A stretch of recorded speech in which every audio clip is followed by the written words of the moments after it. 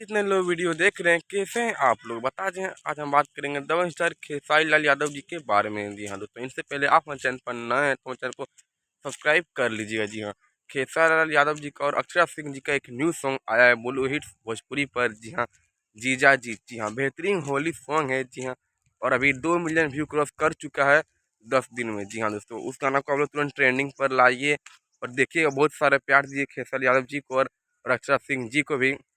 बेहतरीन और video song है, आप लोग नहीं सुने तो जाके सुन लीजिए। और ये सॉन्ग 2 मिलियन व्यूज क्रॉस कर चुका है। इसमें खेसारी यादव और अक्षरा सिंह होली सॉन्ग, पहली बार होली सॉन्ग दोनों साथ में बना है। दोनों सुपरस्टार हीरो और हीरोइन हैं। जी हाँ, और इस सॉन्ग को आप लोग प्यार दीजिए। और आप हमारे चैनल पर नए तो चैनल सब्सक्राइब कर लीजिएगा, क्योंकि अब हम रोज़ वीडियो बनाऊंगा, फेस वीडियो। और मैं 3-4 से वीडियो नहीं बना पाया था, लेकिन फिर से मैं बनाएंगे वीडियो। अब मिलता है अगली वीडियो पर, तब तक थैंक यू।